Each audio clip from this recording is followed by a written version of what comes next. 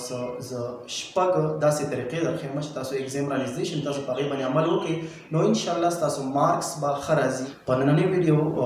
کې به موږ خاص کر د هغو سټوډنټانو خبره کوو د کومو اگزام چې بالکل را نږدې دی اگزام ته یوه هفته یا 2-3 ورځې پاتې دي نو هغوی دپاره سپیشل دا ویډیو ده. نننۍ خبره خو دې سټوډنټانو ته دا ده اکثر سټوډنټان چې کله د هغو اگزام را نږدې شي 1-2 ورځې هغې ته پاتې شي یوه هفته پاتې شي نو دوی دا سوچ کوي چې یاره اوس هیڅ هم نه کېږي هیڅ هم نه کېږي نو دا خبره بالکل یو غلطه خبره ده. ډېر څه کېدلی شي که اگزام ته ستا یوه ګنټه هم پاتې نیمه ګنټه هم پاتې بیا هم دا ټایم تا سره دی په دې کې کوشش وکړه. پښتو متل دی وایي د هسې ناستې نه د خان بیګار خلی نو څه نه څه خو به وکړي که نه یو MCQs خو به یاد کړي که نه یو کوېسچن خو به یاد کړي که نه نو ډېر څه کېدلی شي دا مو وایي چې هیڅ هم نه کېږي نو شروع وکړه سټارټ واخله دا ستا دپاره یو بهترینه موقع ده. د اگزام دا ټایم خصوصا دا د دې دپاره چې موږ محنت کول زده کړو. د اگزام نه مخکې دا ټایم داسې دی چې په دې کې ته محنت کول زده کولی شي او دا محنت کول دا په ژوند کې د ترقۍ دپاره یوازې په سبق کې نه دا په هر څیز کې که ته هر کار کې په دې کې محنت کول دا یو ډېره زیاته لازمي خبره ده. نو که ته د دې وخت نه عادت واخلې د محنت کولو نو انشاءالله ته په ژوند کې چېرته هم ناکام کېدی نه شي. دویمه خبره دا ده چې ته صرف محنت کوه محنت ستا په لاس کې دی ریزلټ ستا په لاس کې نشته. د ریزلټ په باره کې سوچ مه کوه چې یاره څه به کېږي او څه به نه کېږي او ریزلټ به څنګه وي نه د دې په باره کې بالکل سوچ مه کوه صرف خپل 100% محنت وکړه او دا خبره ځان سره یاد ساته چې الله د انسان محنت چېرته هم ضایع نه وځي. محنت کوه انشاءالله د محنت هغه صله او بدله به درته خامخا میلاویږي. بس خپل محنت شروع وکړه دې ته مه ګوره چې ریزلټ به څه او څنګه به راځي او مارکس به څومره راځي. که مارکس کم هم راشي خو چې تا محنت کړی دغه مارکس ستا لپاره ډېر شی دی. مثال زه تاسو ته درکړم والد صاحب دي ستاسو پلار یي هغه ډېر شی روپۍ ګټي په لکونو روپۍ ګټي خو چې په کم ورځ باندې تاسو 500 روپۍ وګټلې یا 1000 روپۍ مو ګټلې نو تاسو به په ځان باندې فخر کوئ چې یاره دا ما په خپلو لاسو باندې دا روپۍ وګټلې. دغه شانتې د اګزام دا نمبر دي که ته لږې نمبر هم والي خو چې تا په خپل محنت باندې اخیستې نو دا ستا لپاره ډېر شی دی. چې د اګزام په ټایم کې اکثر ماشومان په یاره کېږي چې یاره څه به کېږي یاره دا د ریزلټ نه وي چې یاره ریزلټ کې به څه کېږي نو ریزلټ بالکل ټینشن ماله صرف خپل محنت باندې فوکس وکړه.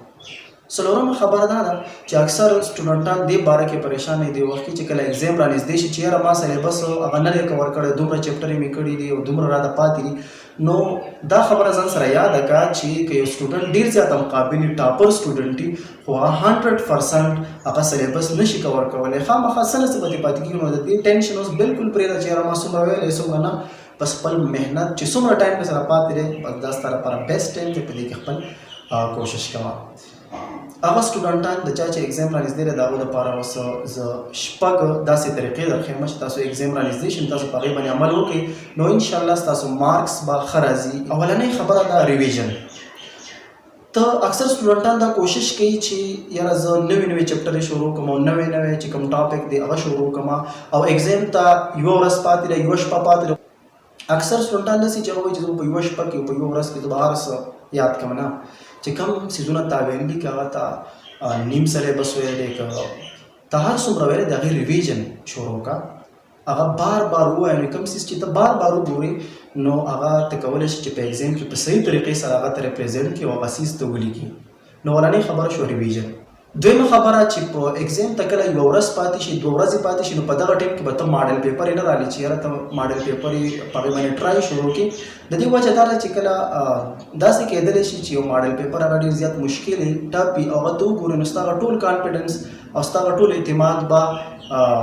ختم شي او ته به پریشانه شي چې یاره ما خو هېڅ هم نه دي کړي. درېیمه خبره چې کله ستا اګزام را نږدې شي نو په دې وخت کې دوستانو سره خبرې کول یا هغوی سره رابطې کول تا څومره کورس کور کړو ما خو 5 چپټره ویلي ما خو ټول کتاب ختم کړو ما پلانی کوېسچن ووایه تا خو نه دی ویلی نو په دې خبرو نه بالکل ځان وساتي په دې ټایم کې بالکل هغو سره رابطه مه ساته بس خپل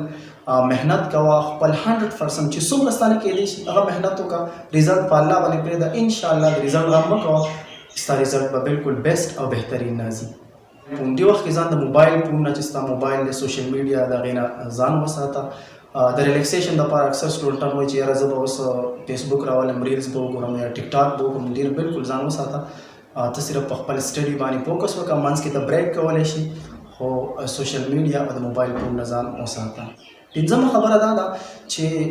د سحر وخت دا بهترین چې کله ستا پیپر نو په سحر لا چې کم سحر نو هغه کې د وخت پاسه مانځله ځه دغه نه پس چې تاسو څومره کورس دی نو هغه کوشش کوه چې ته سحر کې هغه زیاته ایسه هغه کور کې سحر کې چې ته وګوري پیپر لذي نو ان شاء الله ته پیپر کې بیا سم مسله نه. شپږمه خبره هغه ده چې ته کله پیپر لذي نو بیگانه بهترین خوب کوه. خوب دا یو لازمي سیز دی، ستا دماغ دغه سره پریشي، ستا میموري به ته برابري، ستا یاداشت به برابر نو ان شاء الله دا پیپر په صحیح طریقې سره کولی شي. او په اخر کې تاسو ته مثال درکوم که ستا پرس که بیا هم په دې ایگزام کې